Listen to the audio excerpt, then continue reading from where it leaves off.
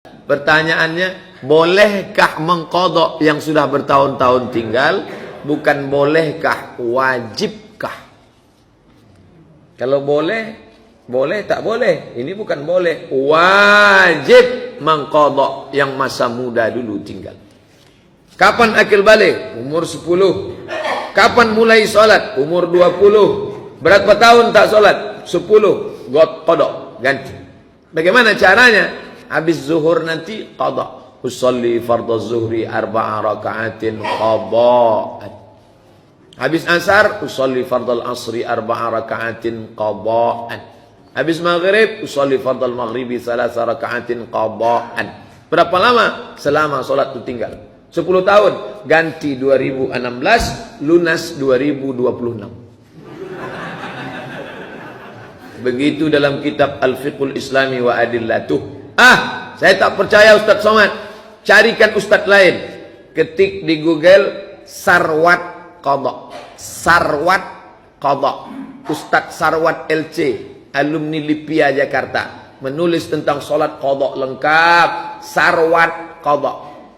Saya tak percaya alumni Mesir. Itu alumni Lipia, murid dari doktor-doktor dari Saudi Arabia, tentang solat qadha.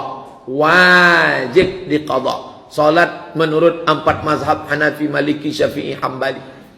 Saya menyampaikan salat qadha ini sudah lama. Pertama kali pulang saya sampaikan di Masjid Akramun Nas. Difitnah orang saya. Dia ngomong di radio, kata dia Somad itu sesat, menyampaikan hadis palsu. Datang jamaah ngasih rekamannya ke saya MP3. Coba Ustaz dengar baik-baik. Somad itu sesat. Menyampaikan, saya tak mau berkelahi.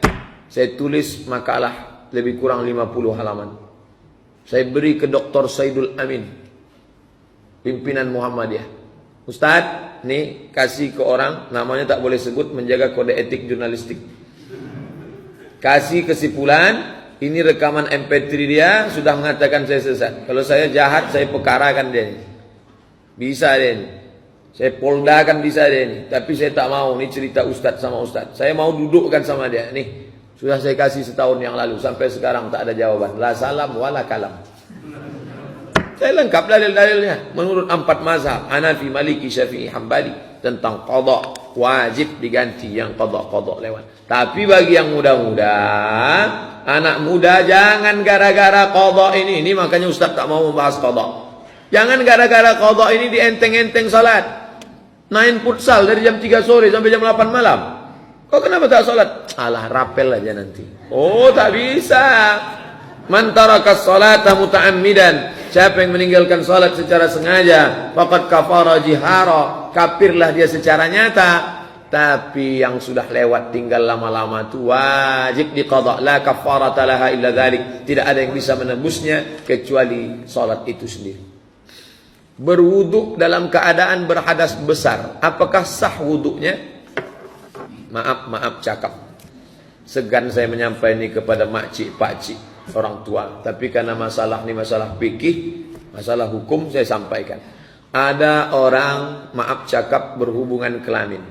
Tapi dia segan untuk mandi malam itu karena sejuk segala macam.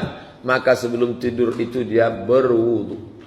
Jangan dia tidur begitu saja. Dia basuh kemaluannya, dia berwudu. Besok mau subuh baru dia mandi. Tapi sebaik-baiknya dia mandi dalam keadaan suci. Andai tidak, maka dia berwudu. Itu tentang wudu orang yang berhadas besar. Kalau saudara kita berhadas besar di ruang ICU, karena banyaknya obat yang dia makan, maaf cakap, mimpi dia malam tadi, lalu berhadas besar. Mau cerita malu dia, datang ke kawan, ke anak malu. Ke kawan dia ceritakan, aku tadi malam berhadas besar, cumanalah aku ni mau sholat. Maka ajarkan tayammum. Sahabat Nabi pergi musafir, malam itu dia mimpi, maka dia berhadas besar. Air tak ada, berguling-guling dia di pasir. Berguling-guling pasir macam ayam. Besok balik, jumpa ke Madinah, jumpa Nabi. Ya Rasulullah, ya, malam tadi kami musafir mimpi, pagi itu mau sholat tak ada air, berguling di pasir. Kata Nabi, tak ada, bukan berguling pasir, cukup tayammum saja. Saudara kita, air sekarang banyak di Pekanbaru. Tapi banyak orang tak bisa pakai air. Dokter sudah memvonis, jangan pakai air. Kalau pakai air, mati. Maka ambil tepuk pasir, bawakan dia tanah, letakkan di atas koran. Suci, tak ada bau najis, bau kencing kucing. Tai kucing tak ada. Tepuk, pukul ke wajah sekali. Tepuk lagi, tiup. Tepuk, tangan sekali. Muka sekali, tangan sekali. Tidak pakai kumur-kumur.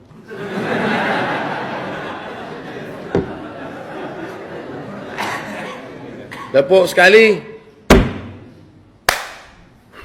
ke wajah sekali. Debunya di ujung-ujung jari. Ini di pangkal, ini di ujung. Supaya jangan mustakmal. Sekali. Bukan begini. Habislah mato. Dah. Tak boleh mustakmal. Tepuk sekali lagi. Debu dibagi 3. 1, 2, 3. Yang ini di bawah, ini di atas. Ini untuk ibu jari.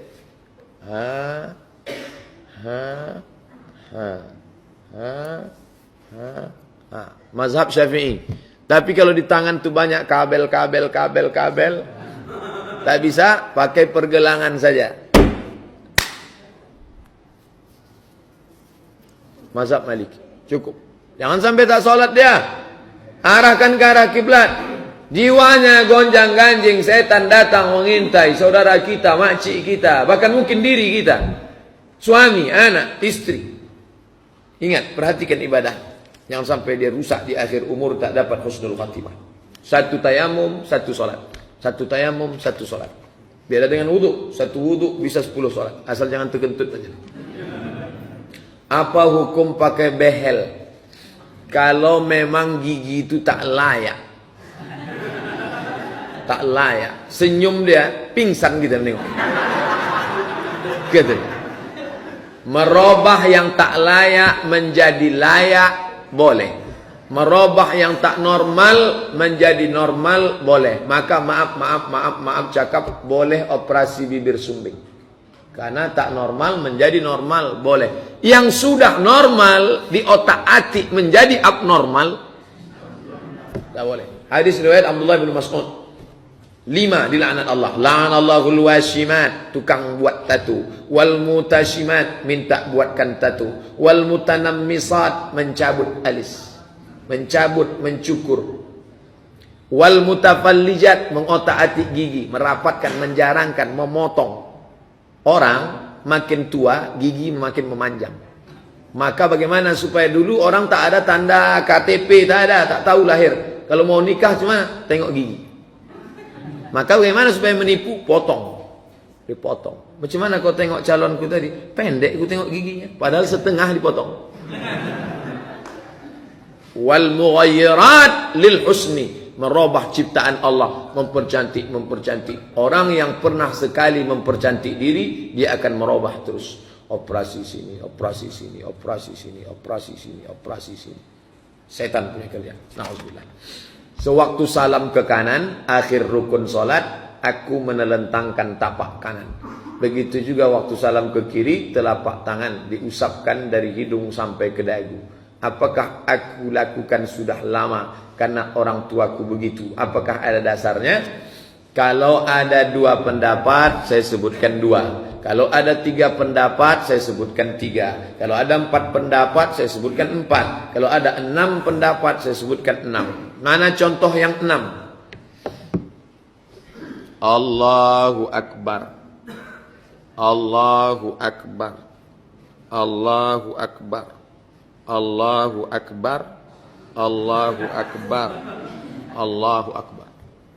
Mazhab Syafi'i 2. Antara pusat dengan dada 1. Di sebelah kiri riwayat Ibnu Khuzaimah 2. Mazhab Maliki 2. Di atas pusat 1. Lepas 1. Mazhab Hanafi dengan Hambali 1. Di bawah pusat. Pendapat Syekh Albani di atas pusat. 6 pendapat. 1, 2, 3, 4, 5, 6. Tapi yang saya amalkan 1. Saya tetap pakai mazhab Syafi'i. Di atas pusat, di bawah dada. Allahu Akbar. Ini contoh yang 6 pendapat. Contoh yang 3 pendapat. Meletakkan tapak tangan di atas Satu, Allahu Akbar. Tempel saja. Yang kedua, menggenggam alal wasri, ujung kelingking, ujung ibu jari. Allahu Akbar. Pendapat ketiga, dipangkal lengan. Ni lengan, pangkal. Allahu Akbar. 3, 1, 2, 3. Yang tak ada, itu tak ada. Nah, itu cara saya menjelaskan. Kalau ada 3 saya sebut 3, kalau ada 5 saya sebut 5, kalau ada 6 saya sebut 6. Nah, tentang masalah membuka, berapa pendapat? 1 pendapat. Tentang masalah membuka, 1 pendapat. Assalamualaikum warahmatullahi. Assalamualaikum warahmatullahi. Tak buka. Jamaah Malaysia datang ke Pekanbaru. Waktu di Pekanbaru mereka segan bertanya, takut orang Pekanbaru tersinggung. Waktu saya datang ke Kuala Lumpur baru mereka tanya, Ustadz, waktu kami di Pekanbaru, kami tengok banyak orang buka. Mana dalilnya Pak Ustadz? Saya bilang tak ada. Lalu datang dari mana? Wallahu a'lam bishawab.